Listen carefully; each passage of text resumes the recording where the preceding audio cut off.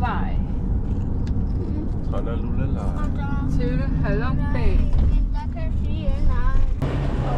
Nå, hvad har du fået til morgenmad? Chips? Ja, Hvad har du fået til frokost? Chips. Ja, Halong Bay. Hej, velkommen til Hestekanalen. Velkommen til Nords YouTube-kanal. Ja, vi skal sejle speedbåd hen til vores krydstogt.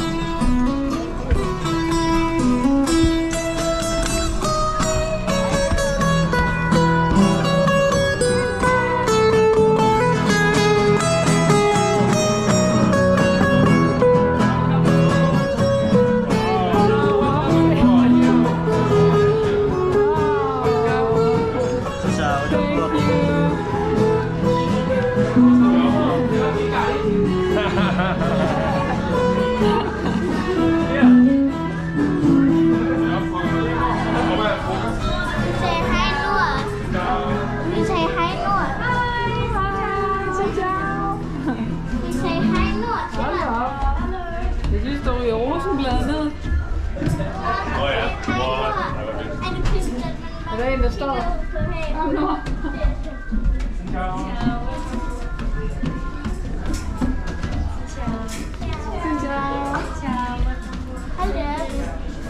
Oj, oj, oj, oj.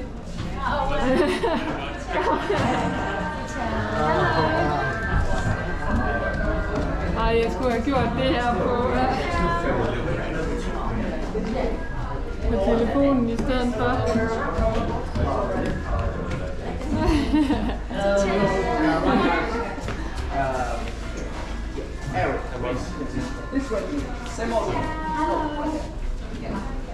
Hello, and you are Emily Carter? Nope, you are German? Yes. This way. Yeah. Hello.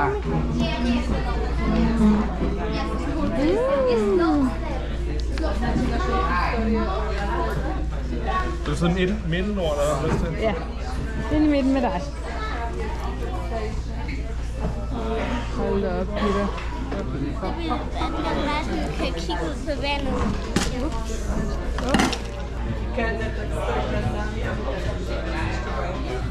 Ej, vi rykker os, tror jeg. Har vi rykket os? Gør vi? Ja, det tror jeg, vi gør. Har far fortalt dig, at vi skal være i den fineste suite? Ja, vi skal være i kongen, altså dronningen. Ja. Er det ikke vildt? Første ret på menuen. Taste test. Det er taste test alle sammen. Det ligner sådan noget slim. Jeg tror, det er snegleslim. Nej, det er det ikke. Det er noget fiskesuppe. Det smager af fiskesuppe. Så er det... Var det en lækker suppe, gutter? Ja. Det kunne du spise helt op. Den er lidt sådan... Ja.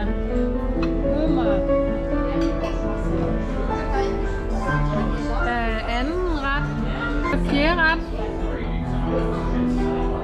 Laks med passionsfrugtsauce, kartoffel og lidt garnityr. Og først ser man vores dejlige seng her.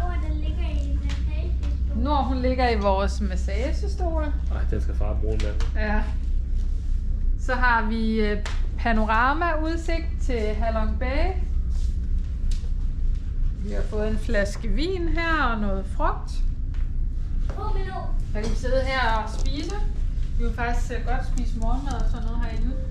Ja, det er bare gratis det. Vi har der. Så har vi vores badeværelse, hvor vi både har badekar. Og lige er klar der med roseblade og toilet. Med, er der brus også? Ja. Roser, ja. Så her kan det er deroppe. Okay. Ud på terrassen. Vi ser terrassen, ja, den er god idé. Ja. Der, vi har jo hele vejen rundt om skibet her. Ja. Vi har helt herfra. Så har vi en lille solseng her, vi kan ligge på. En dobbelt solseng endda. Ja. Og så har vi et par stole her. Hvis det er solnedgang, der her omkring. Det er bare, altså det er seriøst scene fra en film eller sådan noget det her. Vi er nødt til at lave den der scene fra White Lotus. Jeg har taget den rigtige kjole på til det. Altså den der, hvor hun med bagagen. Ej ja, den scene kan vi også lave. Var det dig? Er det mig, der røver? Den er fremad. Et brev, vi har fået et brev, der bare hænger ud på vores dør. Den hang på vores dør med sådan en blomst på og alt muligt. Så kunne man Der står, det er et godnatbrev. Der står, Dear oh lovely guest. Kære gæster.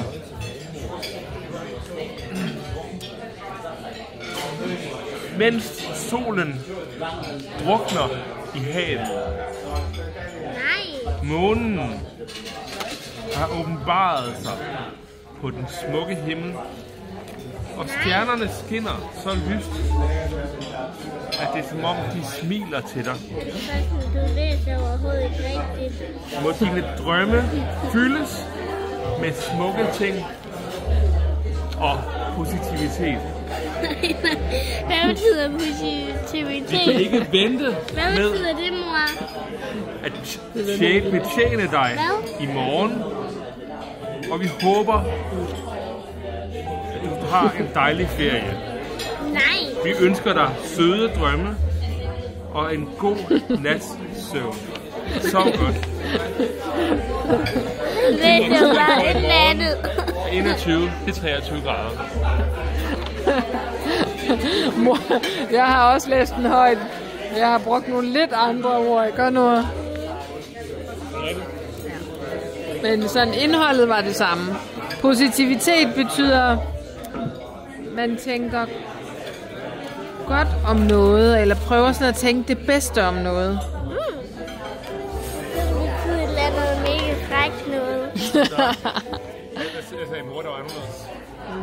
Jeg brugte bare nogle andre ord. Jeg læste ikke positivitet, eller at solen druknede, eller sådan. Jeg læste mere sådan børneagtigt. Det tror jeg. Kære lorterøver. Solen er gået ned. Den gad ikke mere. Jeg er træt af at se på jer. Nu er månen her. Nu er I måneproblem. Stjernerne skinner. Det er som om, de prøver at sige, skrid nu med jer. Jeg håber, jeres drømme bliver fyldt med død og ødelæggelse.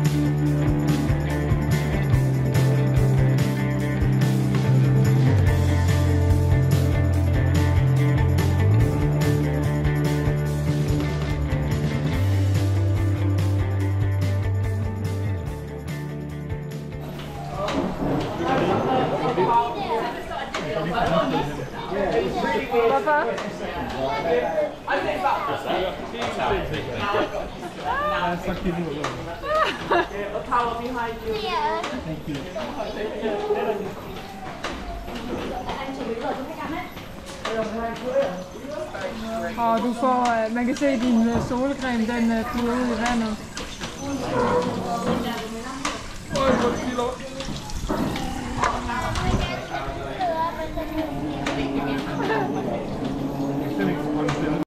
Så er vi færdige med at spise her på restauranten.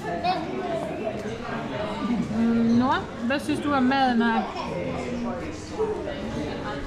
Kunne du lide det? Baba, du kunne lide det der. Ikke også? Svinekødet, og du kunne lide vandmelonen. Hvad siger du, far? 10 ud af 16. 10 ud af 16? Hvad synes du var det lækreste? Forårsrullerne? Ja. Og jeg synes, det her det var mega lækkert. Og det her. Salat, vand, spinat eller morning glory på engelsk. Og der er ikke nogen af os, der har rørt det der makrel der. Jeg tør ikke. Kan du også det her suppe? Det var altså også meget lækkert. Men det var jeg den eneste, der synes. Okay, jeg prøver det. Jeg ser mig klemme min finger, nu ser ud.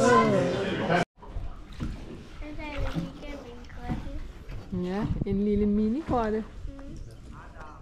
Hold da, sådan skarp her. Skal du have solbriller? Jeg har solbriller til dig. Det er solbriller. How old? 6 years.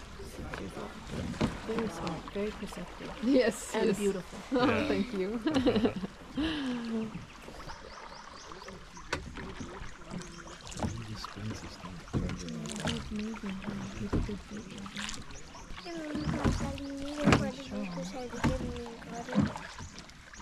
Hvad for noget siger du? Det var bare lige mega hurtigt. Jeg skal bare lige se det. Ja. Det var der en lille abe herinde. Hvor var der en abe? Altså mig? Ja. Nå. Se lige, hvor ud af fangen. Det er virkelig Jeg mener smukt. mig selv, mor. Jeg mener mig selv. Nå. Hjælp mig på det. Så er det en i den.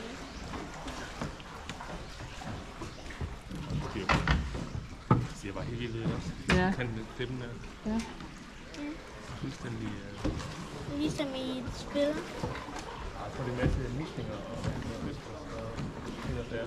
Ja. Se det? Ja. Og snegle. En forsteninger, tror du, eller hvad? Der er bare skaller. Nogen, der har stået på. Måske vandet har været højere nogle gange. Ja. Kan du sige noget til dine følgere? Alle mine syge følgere. Ja.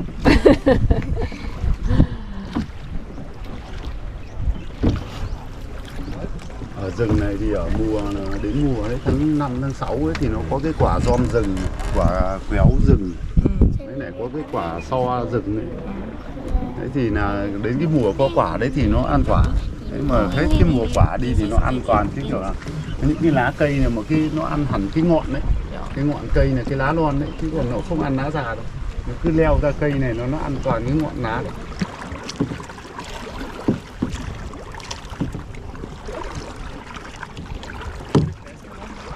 Hvad siger du? Det passer?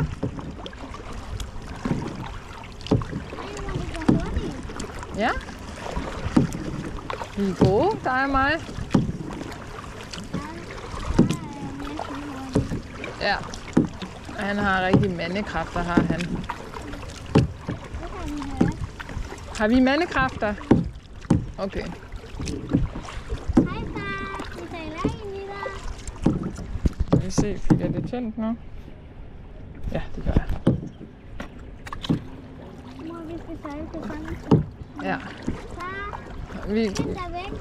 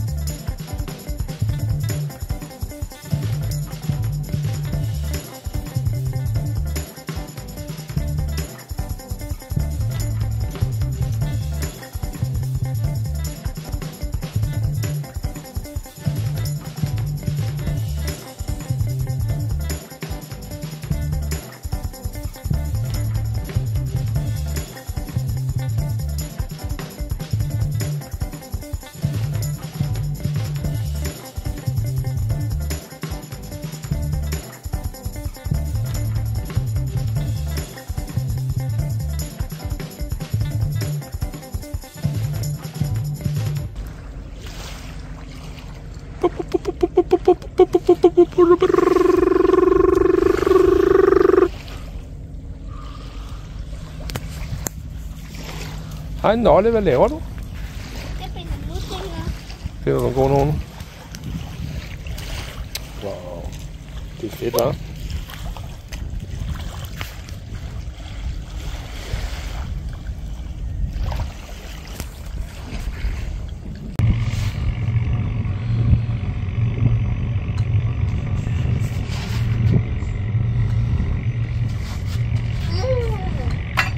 Sådan der. Hvor er du god, altså?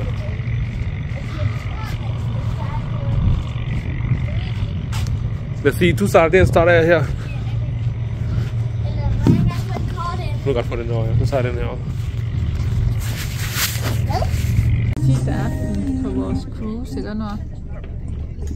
Den har den. Vi sidder ude og spiser her ved poolen. Ligeglad. Okay.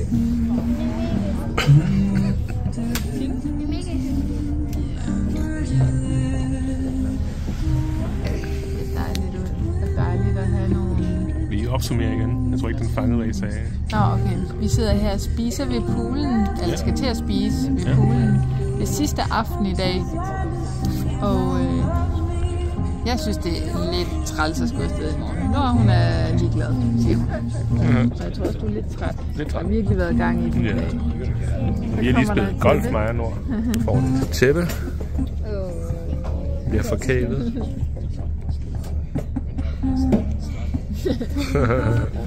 Så dejligt.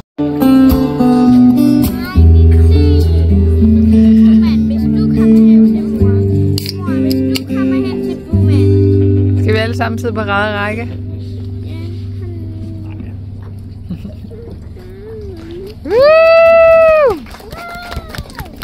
Klappe. So, good evening, ladies and gentlemen. Okay, my name is Jay. Okay, and that is the performance of Stella Band tonight, everyone. So, please welcome our band for some live music in the dinner. Thank you for listening and joining. Alright, so. Hey gutter, hvad laver I? Vi fanger blæksprutter. Ja. Hvor jeg kan mærke, der er noget på billedet. Er det rigtigt? Jeg tror ikke, der er noget på. Jeg kan se noget på. Nej, det er det ikke. Jeg står her på båden og fisker. Ja. Eller Nord fisker. Og han trækker faktisk ret hurtigt, ham der. Der er. Så I noget? Jeg så nogle blæksprutter dernede. Nå, Nora. Nu forlader vi snart båden, Ja. og de spiller herude Jeg for har os. fået en abe, så det er jeg virkelig glad for. Du har fået en lille abe, ja. Nej. Vi glemte at få taget dronebilleder. Ja, vi har ikke noget for taget dronebilleder. Faktisk så har de taget nogle dronebilleder her, og Jay har sendt dem til os. Ja. Har han? Os, eller hvad? Har han? Da vi sad hernede, jeg tror, var det kun mig nu, eller var det?